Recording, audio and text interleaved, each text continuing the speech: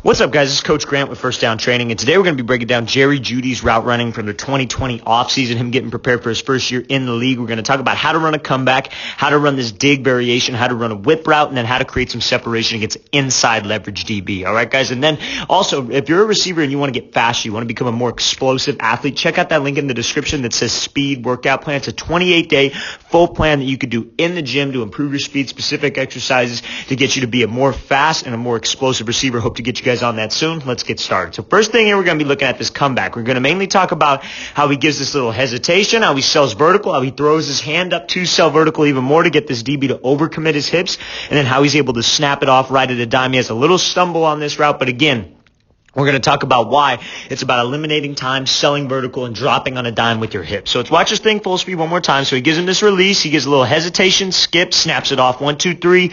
A little bit of a stumble there, but again, you see how fast he's able to get out of this route, right? That's the main goal. I'd rather have a stumble and take like maybe one extra step than have you guys slow down and make sure your steps are crisp, right? That's something that I really want to focus on emphasizing on this route.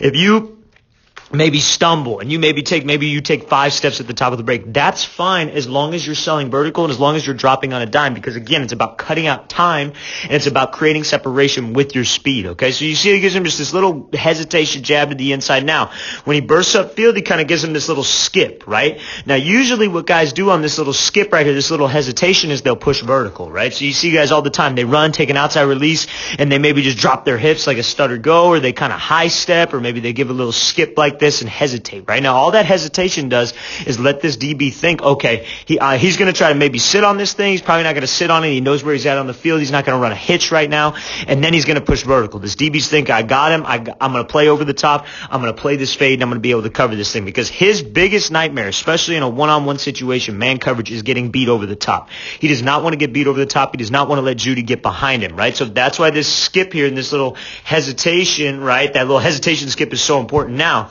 I want you to see when he's here how explosive he is with his pad level. He's got his chest going forward. He's in like almost a 45-degree angle, running full speed, running vertical, right? And then that's getting this DB to turn his hips and run vertical as well, right? That's why selling fade is so important, and especially on a comeback, because you're making this break, 15 yards downfield, 16 yards downfield. So if I keep good speed into it and I'm able to drop my hips on a dime like Jeudy does, that's what's going to get me space. So you see how he does a good job. He keeps that head down in a full stride, right? He doesn't chop his steps. What you see a lot of young receivers do is they'll get up into a route, they'll be running, then right before the break, they start to slow their stride down. They start to cut their stride down, their arms start running because they're so focused on, okay, I got to have a smooth break, right?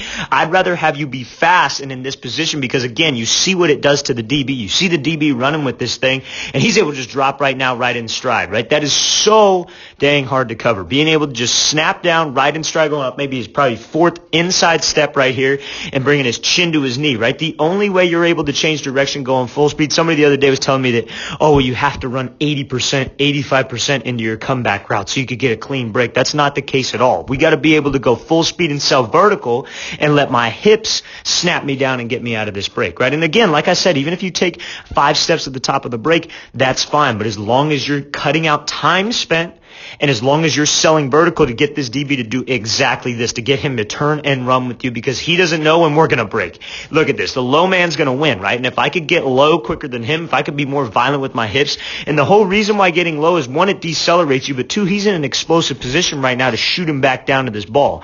So when we're here and I just snap down, I bring my chin to my knee. You see how his chest is about to his knee. I like saying chin to my knee because I feel like that's a good indicator of where you need to be. His hips don't go too low. He's just violent with his hips. Now, how we get out of this thing fast is if I'm able to snap down, and then you see how his second step pivots. All that second step pivot for is to get his hips turned. Those are the 2 steps that I try to coach the most with the guys that I work with, is snapping and then pivoting. What happens after that, we could fix that. We could eliminate those steps. That's what we're here to work for. But that snap and that pivot are probably the 2 most important steps while maintaining your explosive pad level position, how he's going forward, right? You see how he's not leaning back out of this. He's just snapping here, keeping his chest forward, bringing his chin to his knee, right? That's the main thing. thing. Now his third step comes around, and that third step is that drive step, right? That's supposed to drive you and push you, right? And again, you still see this DB is still trying to recover. He's still high. He's still got his chest up, and I'm already on my third step trying to come out of this break. For all you guys that don't know, maybe you're new to this video or new to this channel, we put a big focus on being able to get out of a curl or a comeback in 3 to 5, right? 3 to 5 steps, right? Because you want to cut down time at the top, right? So this is very, very hard to do, to get out in 3. So you see how he takes that little stumble right there. And again, I'd rather have that little stumble. And the reason why he took that stumble is because those arms don't stay running out of there, right? But that's just the reason why. And again, it's a very, very tough thing to do, to get out of a route running full speed like this, snap, pivot, and then hook around with the third step and drive out. So that little stumble doesn't make a difference because of his stem, right? It's the same thing as like taking 5 steps on it and your feet are actually moving. It's the same exact thing. Being able to push vertical, drop your hips on a dime. You get that DB to shoot past you, and look at this. He's already got his hips turned, eyes back down to the quarterback, and he's got about 5 yards of space, and he still runs back to the ball. That's a very, very big time route. Let's watch it again one more time. So comes off here, little hesitation, skip, calls for that ball, snap it off. That's a great route here by Jerry Jeudy. So now we're going to talk about this kind of dig route, how he sells is like a variation of it, right? And again, you guys got to understand, a lot of people might think like, oh, this move takes too long, this takes too long, that takes too long, right? You got to understand the situations that they're working. Maybe the quarterback's got some time to work with. Maybe it's like a 2-man look, right? Maybe they're not bringing a lot of pressure and they're going cover 1. So the receivers have time to work this play. Maybe he's the second, third, or maybe even the 4th read in this situation, right? That's why you can't run stuff like this in every single situation, right? There's a play we're going to have here in a second where he runs a whip route and he takes a little bit longer off the line. He probably ain't the first read on that play. You guys got to realize that he's not the first read, and that's just, oh, okay, the quarterback's getting it out. Quarterback's going to be going through progressions and making this throw. Now, yes, on the play that you guys are going to see after this one, he does take a little bit long, but let's watch this play right here, then we'll get into that one. So he comes off here, gives him a 1-2, violent head and shoulders. He kind of sells on this route that he's going to be doing this like almost fake throw by, or going to be doing this throw by technique. So again, off the line, right, where's that DB watching? Their coach to watch that hips, right? But if you're violent with your hips, you're violent with or sudden, I should say, with your feet, and you're violent with your upper half and you really throw, that's what can get this DB to lean to the outside, right? So you see how Jeudy goes here and he just goes 1-2. And you see how violent he is with his upper half, and he's really throwing his head and shoulders here. And the whole time I want you to see he's maintaining the explosive position with his feet. Where's the weight at? The weight's on the inside arch of his foot, so that can actually push him out, and that could rip him by. So when you're violent with your upper half, because again, that's where that DB's looking. He shouldn't be looking at your eyes, right? Everybody likes to say, oh, eyes, throw my eyes, right? But off the line, he's looking at my hips and my number. So let's throw my shoulders, let's throw my number, let's throw my hips, and really be here and throw to get him to at least lean, get him to be a little bit off balance, and I could take this inside release, right? So now what he does here is he kind of takes this little jab. So he goes pop, and then now he's looking at him, right? Now, when you give your eyes like this, it's selling like you're just trying to come back underneath. You're trying to draw him in. You're trying to go here, trying to draw him into you so you could throw him by again, a throw by with his left shoulder and then take this out route, right? And your eyes tell lies, right? Now, this is a situation where this DB needs to be a little bit more disciplined and watch his hips and not look at his eyes, right? Because when you look at a receiver's eyes, his eyes will lie to you, his shoulders will lie to you, his number will lie to you. His hips tend to not lie unless you're violent with it and you really throw those hips, right? And you're working maybe a situation like a perfect example is like a rocker step at the top of the route, you throwing your hips, right? So again, eyes will tell lies. And again, he's really selling here like he's trying to draw this DB in, throw him by and run an out route. And the whole time it creates him some space to the inside. He breaks and then he's off this thing and we could just accelerate back to that ball. It's a great job here by Jeudy. Let's watch it again one more time.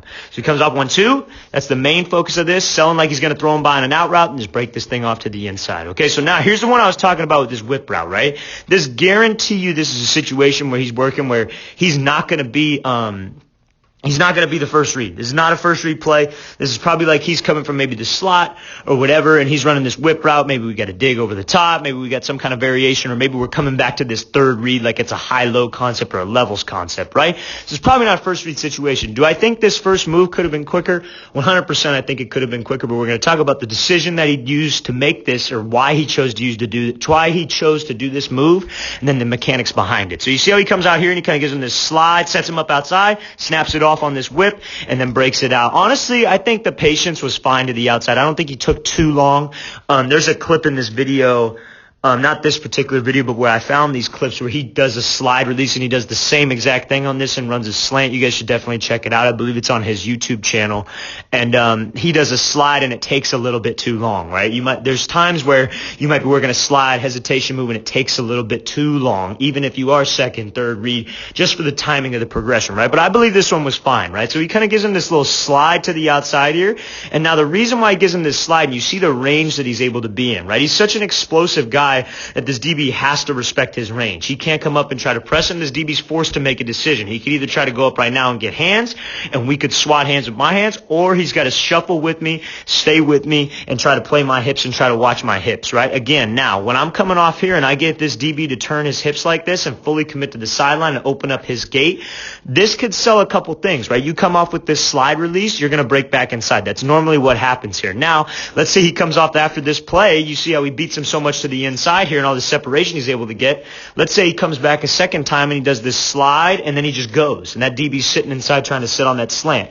That's how you play a mind game with this guy, right? But he uses this slide release at this like 45-degree angle to get this DB to drift with him. And then he breaks off of this leg and shoots back to the inside. Now, you see how he fully commits his hips here, fully commits his hips, fully commits his shoulders, and he's running. He's striding out, right? That's what we got to be able to do. We got to be able to run. Anytime I'm running maybe a diamond release where I take 3 steps to the outside, a slide release, or I'm trying to run a slant or whatever, I want to really try to focus on committing my hips and running, because that's going to get a reaction. You see what it does to that DB? He's in oh shit mode.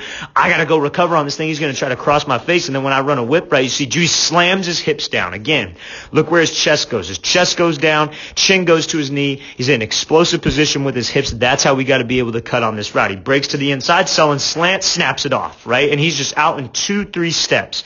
You snap with this outside leg, it should be 3 steps on a whip. So you just snap here, pivot here, and you see what that pivot does with his inside leg. It gets his shin angled back to the sideline, so he can push. You see how up his outside leg, I know it's kind of tough to see here. You want to snap, pivot, hook back around, and push yourself out so you can continue to accelerate and continue to get space from this guy. Like we said, the slant, this whip, the deception comes from selling slant, committing your hips, committing your shoulders, snapping your eyes to the quarterback, and it comes from dropping your hips on a dime. And when you drop your hips on a dime, low man's going to win, right? You see how he's here? You see how low Judy is? You see how low this DB is? He's going to have more explosion out of the break, which in turn, if he just pumps his arms and he drives, it'll give him a little bit more acceleration and continue to widen the gap with this DB. That's a great job here by Judy. Great move after the cut as well, or after the catch as well. Let's watch this thing again one more time. So again, I don't think he took too long. I think that's fine if he's a second or third read, right? Obviously, if he's a first read, he probably wants to come off this thing a little bit quicker, but this could be like a high-low concept. This could be maybe it could be a number of different things. Probably not a move you would go with when you're the first read on this play. But overall, great route here. So now we're going to talk about just this release that he decides to do. DB's inside leverage, right? So if I got a DB who's inside leverage, what am I going to do with this? I'm going to attack his leverage. I'm going to make sure that I attack his midline, right? And if I can attack his midline and give him a move, that might get him off platform, or that might get him to be on his heels, flat-footed, whatever it is. So you see how he comes off here? He attacks his leverage, 1-2, and this DB does a good job of keeping his leverage, but that's exactly what we wanted him to do, right? When I want to take, so let's think about this. Let's say I got to run a comeback. Let's say I got to run maybe from the slot. I got to run a corner.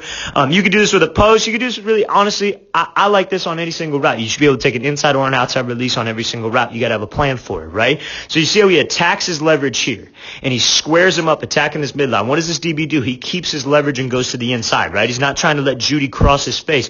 Okay, that's fine.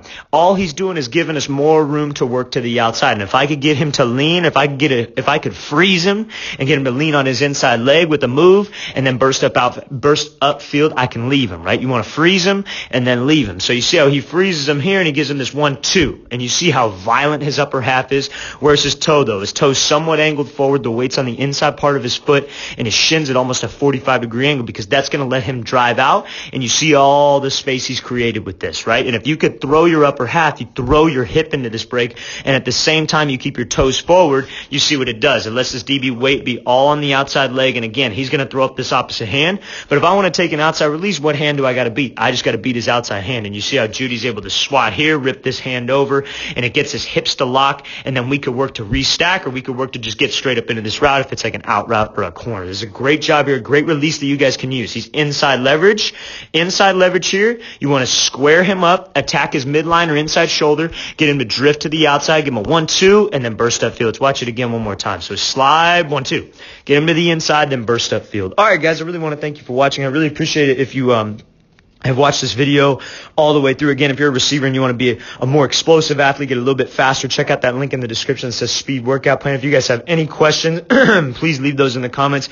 I'll get back to you as soon as possible. I'll see you guys next time.